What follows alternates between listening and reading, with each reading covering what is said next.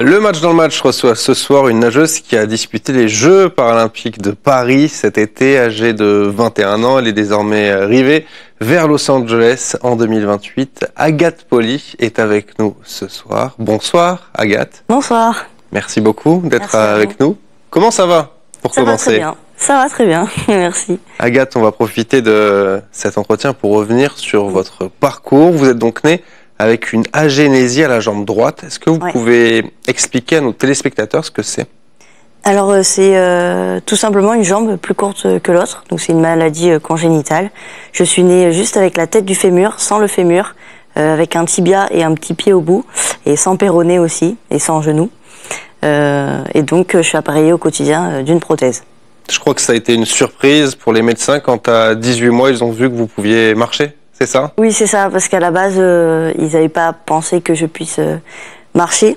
Et au final, j'ai marché dès 18 mois, donc ouais.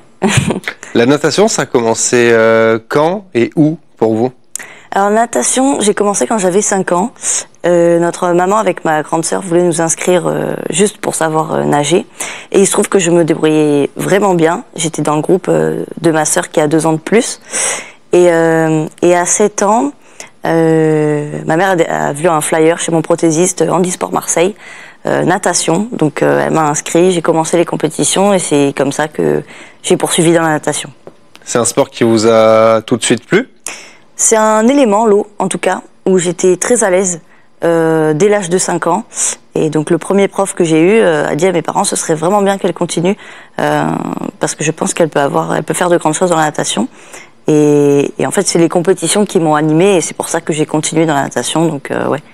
Est-ce que votre handicap se ressent moins dans l'eau que dans la vie au quotidien? Oui, totalement. Dans l'eau, en fait, on n'a pas de prothèse. Il n'y a pas l'impact de la marche. Moi, quand je suis sur Terre, ça me fait mal au dos, le fait de marcher, etc., la posture. Dans l'eau, on n'a pas tout ça. On est porté par l'eau et je me sens mieux. Ouais. Et qu'est-ce que ça vous apporte, la natation? Plein de choses. Ça m'apporte des rencontres quand on part. Pardon. Donc ça m'apporte des rencontres quand on part à droite, à gauche pour les compétitions, les stages. Ça m'apporte aussi pas mal de rigueur dans ce que je fais. Donc ça peut être dans le sport, mais ça peut être aussi dans la vie professionnelle. Et c'est un sport où il faut pas mal de discipline dans la vie de tous les jours. Et ça, j'arrive aussi à le retransmettre moi dans mes projets personnels. Vous parlez de discipline, ça ressemble à quoi vos journées en tant qu'athlète? Alors une journée type c'est 7h30, 9h, 9h30 dans l'eau, 10h soit en cours, soit au travail parce que je suis en alternance. Et puis on revient dans l'eau à 17h jusqu'à 18h30, 19h. Et des fois le soir séance de kiné ou pas. Vous parliez de compétition tout à l'heure depuis l'âge de vos 7 ans. C'est quelque chose qui vous anime? Oui.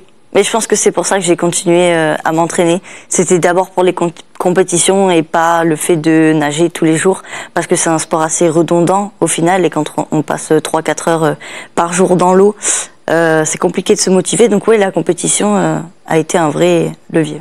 Il y a des moments où vous avez du mal à aller vous entraîner? Ah oui, très souvent, mais après... quand on sort de l'eau, on se sent toujours mieux que quand on entre dans l'eau. Il y a cette espèce d'osmose avec l'eau qui fait qu'on a envie d'y revenir. C'est assez bizarre, mais ouais, souvent c'est compliqué de se motiver. Est-ce que vous avez pratiqué d'autres sports plus jeunes? Et non, non je crois pas. Non, à part à l'école, mais non, j'ai fait de la natation seulement. Est-ce que vous avez eu des modèles quand vous étiez plus jeune? Laure Manodou, on me disait souvent que j'avais une belle glisse comme Laure Manodou. Je sais pas si c'est vrai, mais en tout cas, je regardais beaucoup ses courses et elle m'a inspirée aussi, donc, et son parcours est incroyable. Donc, ouais. C'est plutôt flatteur comme comparaison. Oui, c'est vrai. Et vous êtes à Antibes, est-ce que vous croisez parfois son frère, Florent? Oui, surtout l'année dernière quand du coup il s'entraînait pour les Jeux, il y a 2 ans aussi.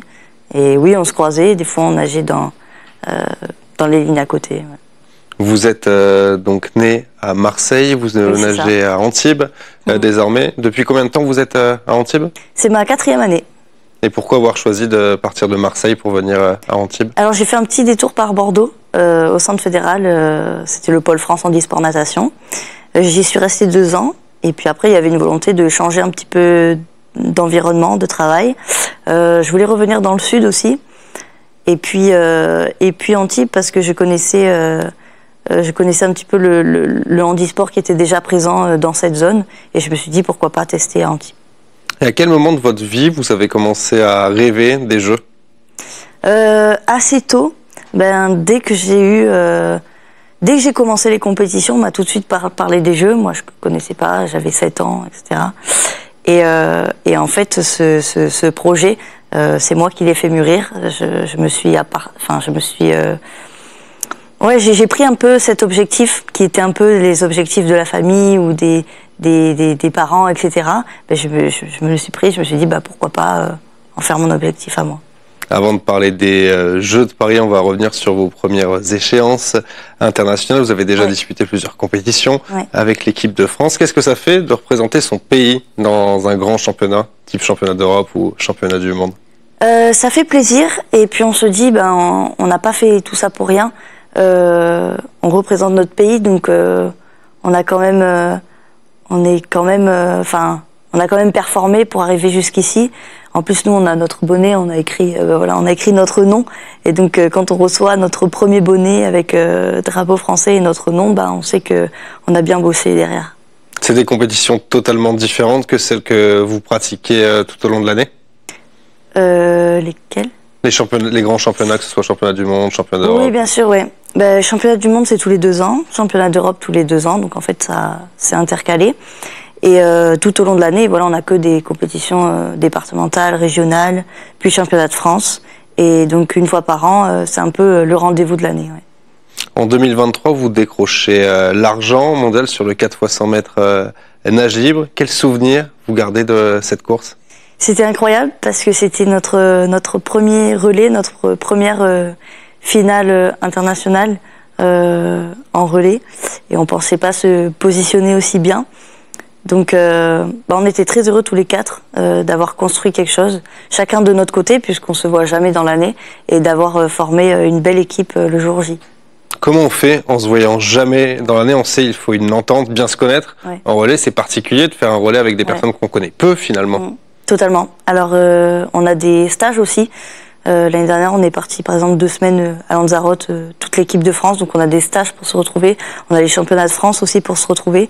Et puis quand on part dans des grands championnats, championnats d'Europe, championnats du monde, on a 2 semaines où on passe nos journées ensemble pour s'entraîner, etc. Donc là, on peut travailler nos prises de relais, par exemple. Très, très important sur un relais pour perdre le moins de temps possible, etc. Donc c'est à ces moments-là que on se voit. Et elle est où aujourd'hui cette médaille d'argent? Chez moi, sur mon étagère des médailles. Vous la regardez souvent? Je la regarde, mais je sais que j'ai envie de viser plus haut. Donc bien sûr, ça me motive, mais j'aimerais bien regarder l'or la prochaine fois. On va maintenant revenir sur les Jeux de Paris cet été. Ouais. Qu'est-ce que vous avez ressenti au moment où vous êtes entré dans le village olympique? Alors, au moment où je suis rentrée, pas grand-chose, parce que je pense que je réalisais pas encore totalement que ça y est, j'y étais. Je suis rentrée dans le village, c'était incroyable parce que c'est vraiment un petit monde à part. Il y a des navettes pour se déplacer dans le village, il y a des trottinettes électriques, des vélos, chacun se déplace comme il peut. Et c'est assez sympa de voir tous les sportifs handi regroupés pour un événement mondial. Donc c'est incroyable. Et moi j'ai réalisé vraiment que j'étais au jeu à ma première finale du 400 nage libre. Mais c'est vrai que à l'entrée du village, je savais pas encore très bien. Comment est-ce que vous les avez vécus, ces Jeux de Paris? C'était quelque chose d'unique que j'avais jamais vécu. Je saurais pas trop l'expliquer, mais c'était comme une magie qu'il y a autour de ces Jeux. Je pensais que j'allais pas mal stresser, etc. Et en fait, pas du tout. Je pense que c'est la magie des Jeux qui a fait que le jour J, j'étais prête et il fallait y aller. Et c'était incroyable. Et qu'est-ce que vous avez ressenti au moment d'entrer pour la première fois dans la piscine? Aux séries, donc le matin de ma course 400 mètres nage libre, c'était impressionnant parce qu'il y avait énormément de monde, mais c'était d'autant plus impressionnant quand je suis arrivée l'après-midi, que c'était la finale. qu'on m'annonçait au micro que j'avais ma ligne pour moi. Et tout ce public de 15 000 personnes qui criaient, c'était impressionnant. Et c'est là que j'ai eu les larmes aux yeux. Je me dis, waouh, c'est ma première finale paralympique. Et ça y est, j'y suis. Ça fait 15 ans que je nage pour ça. Et c'est ton moment, c'est now. Et à ce moment-là, vous avez commencé à stresser? Un petit peu, mais c'était du bon stress. C'était plutôt l'adrénaline qu'un stress qui réduit la perf. Ouais. Et quel est votre plus grand souvenir de ces Jeux de Paris? Il y en a eu plein. Peut-être la finale de notre relais, 4 fois 100 nage libre, où on est arrivé et le public était en feu parce que c'était le dernier jour des Jeux. C'était la dernière course, le soir, la finale, 20h et quelques. Donc je pense que c'était ce moment-là. Et au niveau individuel, est-ce qu'il y a des regrets de ne pas avoir obtenu de médaille? Forcément un petit peu, parce que j'étais qu'à 2 secondes de la 3e place. Maintenant, je sais que c'est mes premiers Jeux, j'ai pris de l'expérience. Je sais que j'ai fait aussi mon meilleur temps, aussi record de France S9, etc. dans ma catégorie. Donc il n'y a pas vraiment de regrets. Maintenant, je sais qu'il va falloir bosser encore plus pour Los Angeles 2028. On va en reparler d'ici quelques minutes de Los Angeles 2028. Mais en dehors de vos épreuves, est-ce que vous aviez le temps d'aller voir d'autres sports que la natation? Pas tant. Non. Parce que quand on nage pas le jour J, en fait, on est obligé de s'entraîner à côté. Donc ça peut être aussi séance soit de kiné, d'étirement, séance de natation, séance de musculation. Donc en fait, notre programme est assez rythmé. Et pour pas sortir, pour pas casser cette routine et d'aller voir d'autres sports et de se disperser à droite à gauche, on essaie de rester un peu enfermé dans notre bulle. Et moi, ça a été compliqué parce que j'étais le premier jour, le milieu et le dernier jour de tous les Jeux. Donc j'avais pas vraiment le choix que de rester au village et faire ma petite routine. Et l'ambiance dans le Club France, comment c'était? Dans la Maison France, pardon, au sein du village. Au club. Oui. Au Club France. C'était... moi, j'y suis allée qu'une seule fois à la fin de toutes mes épreuves. Et c'était sympa de voir aussi les personnes qui étaient venues nous soutenir, pouvoir échanger avec elles et voir qu'elles étaient là avec nous. C'était un chouette moment. Qu'est-ce qui va rester, à votre avis, de ces Jeux de Paris 2024? Je pense que ça a été vraiment un déclic aussi dans la tête des gens, de se dire que les Jeux paralympiques, ce sont des athlètes, c'est pas juste des handicapés qui font du sport, c'est de vrais athlètes qui s'entraînent tous les jours, comme des athlètes olympiques. Et je pense que si on en croise dans la rue, on n'aura pas ce même regard qu'on avait avant Paris 2024. Je pense qu'il y a eu un vrai déclic de ce côté-là. Depuis que vous avez commencé la natation, ouais. Est-ce que vous avez senti une évolution? Surtout chez les petits, je dirais. Moi, quand j'étais dans mon école primaire, on n'entendait pas parler de handisport, de handicap. Ah, mais c'est quoi? C'était très mal vu. Moi, je me cachais avec ma prothèse parce que le regard des gens, c'est très pesant, surtout quand on est enfant. Et en fait, maintenant, je vois que tout cela évolue dans le bon sens, notamment grâce aux réseaux sociaux aussi. On voit que ce soit les accidents de la route, les accidents divers, mais aussi les malformations. Tout est beaucoup plus exposé. Le handicap est de moins en moins tabou. Et le sport aussi y contribue. Et je vois vraiment une évolution de ce côté-là, ouais. Vous parlez des réseaux sociaux, vous êtes actif dessus. Est-ce qu'il y a des jeunes qui vous demandent des conseils, par exemple, sur les réseaux sociaux? Des jeunes, mais aussi des parents. Ouais. J'ai eu quelques parents et ça m'a fait vraiment plaisir de pouvoir les aider, discuter, échanger avec eux. Quelques parents qui ont des enfants qui ont des situations de handicap et qui ont même parfois exactement la même petite jambe que moi. Et ça me fait plaisir de leur parler et de les rassurer aussi. Parce que je pense que mes parents, ils n'avaient pas peut-être quelqu'un à qui parler de leur handicap de leur fille. Et moi, si je peux le faire et en aider certains, ça me fait vraiment plaisir. Ouais. Quelles questions vous posent en général? Ouais, il y en a plein, mais ça peut être pourquoi tu t'es peut-être pas fait rallonger la jambe pour ne pas avoir de prothèse, ou est-ce que ça fait mal d'avoir une prothèse, est-ce que toi tu le vis bien, le regard des autres, c'est beaucoup ça aussi les questions. Et les parents, vous leur répondez quoi? Parler de motivation, d'avoir des objectifs sportifs? Ouais, c'est ça. Moi, je leur ai dit que j'ai trouvé ma voie dans le sport. Maintenant, je vais pas non plus,